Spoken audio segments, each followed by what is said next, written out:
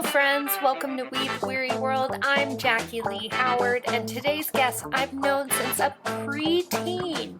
Stephannie Schmit joins us. I hope you enjoyed this candid conversation. Please be gentle with yourselves and keep going. We need you. Sorry if my dog goes a little crazy, but it looks like she's laying down. So we welcome dog craziness. She's a lot. So welcome to my little baby podcast. I love it. How do we start? Okay.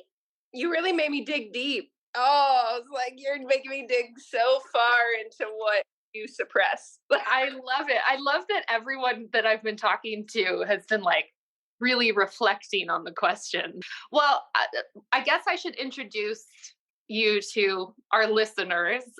This is my friend, Stephannie Schmit. I've known you for 20 something years, I think. Yeah, 15. We were 15 probably when we met. Yeah. And we have supported each other and barely seen each other, unfortunately. I know. But our friendship has carried through, and I feel very grateful for that. It's been beautiful to witness your life and your growth. Do you feel that in your life you've had periods where your mental health has suffered? Gosh, can I just say my whole life? No, I'm just kidding. Yes, you can. Yeah, I feel like I've gone through these waves. I used to have crazy anxiety. So I think just working through that has really helped. It came back a couple years ago. I broke 2 bones in 1 year. And I think it really affected, of course, me physically, but it was all the trauma and anxiety and everything that you push, it really all just came back. It was probably the hardest part of my life. I broke a foot. And so I'm still, I'm like a full-time teacher, and I'm still doing yoga, and I'm still doing all the things with this stupid boot on my foot. And I broke a collarbone, right after. This is the point where I should be go, go, go. But then you look back and you're grateful for that time. It really just helped me really work through stuff I wasn't working through. It forced me to have hard conversations with myself, everybody in my life. I feel like that's when life just started to really shift for me. Do I need this person? Do I need this place? Do I need this or that? And it just really helped filter things out. So I think that was probably my biggest thing is when I went through that, just back to back. That was just probably, I would say, the hardest time of my life. And it's just weird. All I did was broke a bone, but the recovery really affects you mentally. The periods of time that I've struggled the most is when my body has forced me to slow down, I've had a physical injury or whatever. And I've been such a busybody for so much of my adult life that it wasn't until things started to slow down that I was like, wow, I'm really suffering daily with anxiety. And it's really interesting, Steph, because to me from the outside looking in, you're such a confident human being. You're so joyful and you present yourself in such a positive way where people get sort of confused by it sometimes.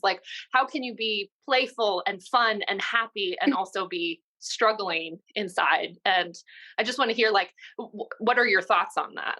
What I've learned is just to be vulnerable with people. It's okay to be I'm just having a day, if I look not so joyful or, I'm quiet, or I want to be alone or I cancel plans, I think it's just good to be honest with people, because why are we hiding?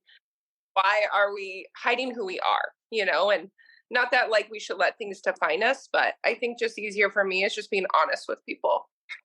I agree with you. I think once I started being more honest about how I've felt or how I'm feeling in a moment, it gives you the space to just be.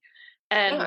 I think masking or presenting myself in a way that was different from that was not authentic. And it ended up feeling really bad, because I feel like we portray ourselves as something, and then when we can't be that person any longer, it feels shameful and embarrassing. And what about have you ever been on the other side of it, close to someone who's struggled with either addiction or mental health struggles, and what that has been like. I mean, we both know, yeah, but like, Yeah. We uh, do. yes, I think being so young, I don't think I understood it. The first couple years are just like love and blissful and all the things. And then their disease comes out with drugs, alcohol, anger, abuse. Now that I know, to maybe like try to get them some help. I guess like when I was younger, I didn't know what to do with that. I just, oh, I'm going to just help them. I'm going to just fix them or, and now kind of like, it's nice to be able to use your tools, your little toolbox that you carry around every day and like maybe be able to help in a way, even if it's just listening, just like the little things. So I mean, we haven't had that conversation in so long. And it's like amazing to hear in reflection what that time was like for you. Because it's very similar to what it was like for me supporting my partner through alcohol addiction. Like I had no understanding of addiction. I was so young and it was like fun until it wasn't anymore. And then it just became so destructive. And I had no idea what to do. And I was destroying myself in the meantime. destroyed, mentally, physically. I remember I didn't work for I got in a really bad car wreck and I felt like that was the universe knocking me down and taking me out. And it really opened up my eyes. And I left a week later. I was like, I can't just keep physically breaking myself down for someone else that doesn't build you up. His building can't be here and yours are down here because you're giving him all the bricks. You can't build people unless they're willing to build with you. So yeah, the thing that really changed is me starting to focus on myself. I started just like detaching myself from his life and addiction and focusing on what I could do. And it was very little at that time, like just depletes everything within you. I just want to tell you, because I saw you like during that period of time, we spent some time together and it's really beautiful to see how far you've come. And you too. We were just two broken people just hanging out. yeah, we were. Oh yeah. Two young girls. Well, you physically have struggled with like pain issues, haven't you, throughout your life? Yeah. And yoga, well, why don't you explain that and how yoga has like how you found that? Yoga is funny. My mom took me to Barnes and Noble. I picked up a yoga book. It was like beginner yoga. I still have the book. Just sat in my room and I would look at it and I'm like, oh, okay. Like it was really something I wasn't sure of why I picked that book up. And it honestly just shelf for a really, really long time. I found yoga, like really, really found it after that car wreck that I just told you about. Like, I don't even know how I made it through that time period. I moved back in with my family, just like let myself heal. I think I slept like a week straight after I left. I didn't even wake up. I was just like, what is life? Like, I just gave so much of my life to this person and now it's over. And now I'm like suffering from a really bad car wreck, like neck issues, back issues, all the things. So I just YouTubed yoga again and I'm like, okay, like did some stretches. And then the doctor was like, okay, you have to do physical therapy. It was really, really hard. And then he was like, do you do yoga? So it was just like the word yoga just kept coming up in my life. So I just kept trying it. I didn't really know what I was doing, didn't really understand it. And then after I felt better, I moved back to California and I kept seeing teacher yoga training like pop up. And I was like, huh, interesting. And I never wanted to be a teacher. I just wanted to understand it.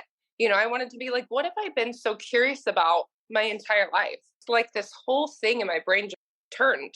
And it was like a light. And I was like, okay, that's cool. How to heal my body, mentally and physically and as a whole. And I remember my teacher was like, Steph, you're going to teach today. And I was like, oh, like teach like us? They were like, no, there's a class of like 12. You're going to teach everybody. And I was like 2 months in, girl. I had no idea. I didn't even know what like alignment was. Like I couldn't tell you a muscle, a bone or anything. I was like, I don't know how to teach yoga. What are you talking about? And they're like, you have like 30 minutes, figure it out. But then after, everybody's just like such a calm voice, like your energy's so good. And I'm like, oh, really? Like I thought sending like anxious vibes. Like here's a whole person of anxious the whole time. So I think that's when it started to like really click for me. And I wasn't even a yoga teacher and I was teaching weekly. Like they're like, you want to teach again? And I think I was really lacking confidence for so long in my life because I was just broken down.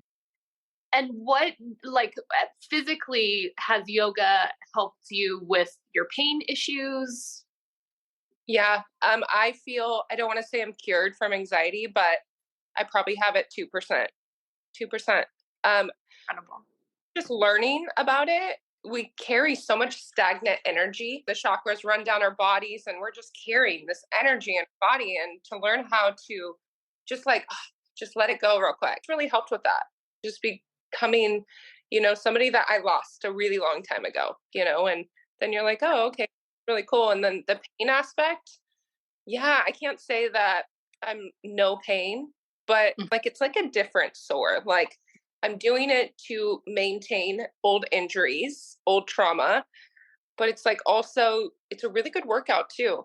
So I teach all of, the styles. I really like yin. It's very meditative. It's slow.